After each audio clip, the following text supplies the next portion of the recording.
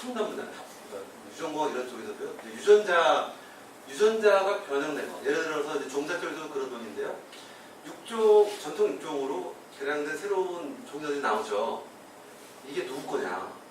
소유권 문제들이 계속 생기게 되고 서구에서는 외국에서 그걸 잘 냈구나. 우리나라 여기 우리 건이 많이 막 이러고 있는데 거기에 대해서 오픈소스 하는 흐름에서는 이런 종자의 유전자 새로 개량된 GMO는 아니고 GMO는 특허로 돼 있으니까 그런 게 아니라 GMO하고 우리 반대로 이 종자들은 유전자 바뀐 거지만 오픈소스로 갖자. 우리 모두가 여기서 오픈소스란 말 개념은 컴퓨터 오픈 소프트웨어처럼 누구나 그 프로그램을 소스코드를 복사해 올 수 있고 수정할 수가 있어요.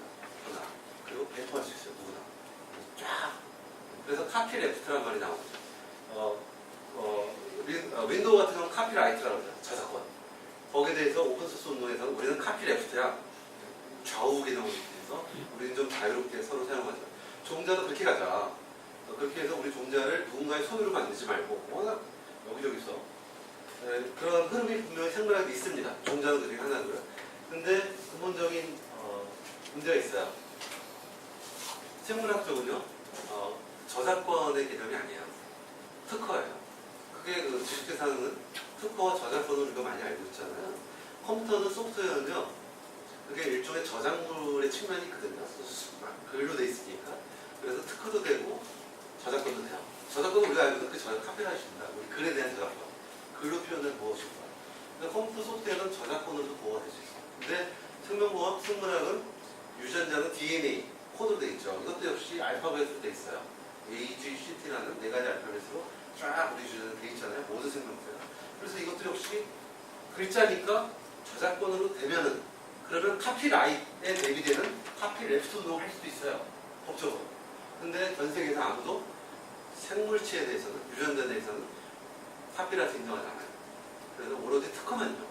그게 좀 논란 중이에요. 그래서 저희는 현실적으로 오픈소스 운동을 생명공학, 종자, 유전자 이런 거에 대해서 하고도 싶은데 현실적으로 보호할 수 있는 제도 장치는 생물학에서는 아직은 좀 취약하다. 그래서 이제 걸려있는 문제입니다. 그래서 제가 여기서 드리고 싶은 말씀은 오픈소스라는 게 사실 아까 말씀드렸던 그 영상인데요. 선거에서의 어떤 거대한 과학기술의 흐름이 여러 가지 관계들을 무시하잖아요. 성분으로 가고 작게는 땅과 이 작물과 이런 순환 관계, 이런 생태 관계도 다 요소로 환원시켜버리고 요즘 더 넓게는 생산자와 소비자의 관계, 또 생산자와 땅과의 관계 이런 관계를 다 무시하는 면이 있지 않습니까? 근데 그런 거를 회복하고자 하는 게 오픈소스 운동이거든요. 종자나 농업 쪽이고 그리고 오픈소스 운동 실제로 미국이나 외국에서는 이제 좀 지역별로 하드웨어도 하고 있습니다. 농가에서 어떤 우리 지역에 맞는 농기구를 사들이지 말고 몇몇 과학자들 붙여서 우리 마을에 맞는 기계를 만드는 아주 싼 거 중고품만 뜯어 그 설계도를 공개를 그걸 오픈소스 하드웨어라고 하는데요. 그렇게 해서 우리 지역 사람들은 그리고 다른 지역 사람들도 인터넷만 보면 이런 기계를 다 같이 사서 우리가 어떤 자본주의나 어떤 기업 그런 데서 파는 그런 걸 저항해서 우리에 맞는 거를 공짜로 무료로 공동체를 형성해 나가다. 이게 오픈소스의 굉장히 정신. 여기서 시작이 되고 있는데 우리나라에서는 이제 아직은 이제 종자 쪽부터 논의가 되고 수학적으로 있는데 제가 드린 말씀은 그럼에도 방금 말씀드렸듯이 법적으로 아직은 잘 보고가 안 돼 있어서 지역 그 공동체가 아주 약속을 잘해야 돼요. 안 그러면 그중에 누군가가 특허를 걸어버리면 깨져요. 그게 지금 고질적인 내부 문제예요. 카피라이트와 카피라이트하고 다르게 이거는 보호할 장치가 없어서 굉장히 공동체가 자기들만의 규약을 만들어야 돼요. 그래서 생물학에서 그런 얘기를 합니다. 그 저작권 그쪽 공부 좀 해야 된다고. 우리만의 새로운 카피 레프트 개념을 만들어야 된다. 그런 얘기를 하는데 그건 지금 좀 고민 중인 것 같고요. 엉뚱하게도 이런 것도 생길 수 있습니다. 보통 오픈소스 하면 아까 그 하드웨어처럼 적정 기술이 이런 명령에서 좀 나오는데요. 우리 지역에 맞는, 우리 편하는 적정 기술을 개발해서 다 공유하고 누구에게나 설계도를 공유해서 서로 다 쓸 수 있자. 근데 엉뚱한 게 등장할 수가 있어요. GMO 사례인데요. 실제로 유럽의 한 해커예요. 아이언 해커라고 부르는데 어떤 이제 굉장히 프리랜서고 굉장히 뜻이 좋아요. 생명공학 이런 거에 특허에 반대하는 사람이에요. 그런 운동들이 있거든요. 그래서 이 사람들, 젊은 사람들 엉뚱하게도 이 GMO는 원래 좋은 건데 이 거대한 자본가들이 자기네들이 기술을 독점하고 있다. 그래서 내가 간단하게 주요문을 만드는 방법을 개발하라. 이게 우리의 적정 기술이다. 이렇게 주장해서 굉장히 화제가 되고 있는 인물이 있어요. 그리고 이 방법이 아까 제가 만든 방법 중에 하나는 입자총법, 총으로 쏘는 법. 굉장히 간단한 방법인데 그거를 개발하고 있어요. 인터넷에 공개하고 있어요. 목표가 뭐냐면 우리 지역 농민들이 이걸 가지고 로열티 안 내고 직접 주요 경제를 만들려는 그런 흐름도 있어요. 그래서 역시 아주 특이한 경우긴 하지만 오픈소스라는 게 이렇게 말처럼 낭만적이거나 쉽지 않고 그거를 하고자 하는 사람들이 굉장히 긴밀하게 엄격한 토기를 거쳐서 이뤄내지 않은 실현이 어려운 부분입니다. 이건 정말 제이자인데요. 그렇다고 해서 첨단 생명과학들이 항상 이런 것만 들어가느냐? 그렇지는 않습니다. 제가 제목을 어떤 개발의 흐름이라고 얘기했는데요. 마커 선발 기술 혹시 들어보신 분 계시지만 MAS 이런 약자인데요. 대단한 얘기가 아니고 마커, 아까 말씀드린 표지 기술인데 이것도 유전자 표지화하는 건데요. 이거는 기존 콩에다가 유전자를 삽입하는 게 아니에요. 이 콩이 이 유전자를 갖고 있는지 안 삽입한 게 아니라 확인만 할 수 있는 그 기술이에요. 그러니까 실제로 주의보가 아니에요. 마커로만 쓰이는 그 안에 들어가지 않고 마커로만 쓰이는 그런 기술이 원래 개발이 돼 있었어요. 그래서 이거는 전통 육종을 굉장히 빨리 진행시키는데 굉장히 큰 도움이 돼요.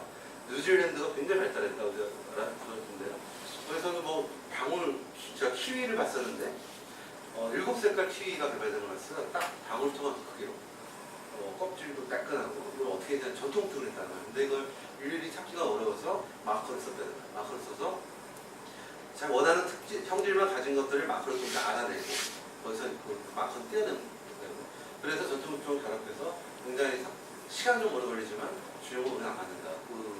우리나라 농진청 작품에 계속 나오고 있어요. 농진청에서. 저는 의구심을 들었습니다. 왜 이런 걸, 왜 문제가 많은 거 말고 이걸 쓰지? 근데 실제로 이건 주요가 개발할 때 같이 쓰여요. 그래서 같이 쓸 뿐이지 이쪽으로 해서는 너무 개발 기간도 오래 걸리고 수지가 안 맞으니까.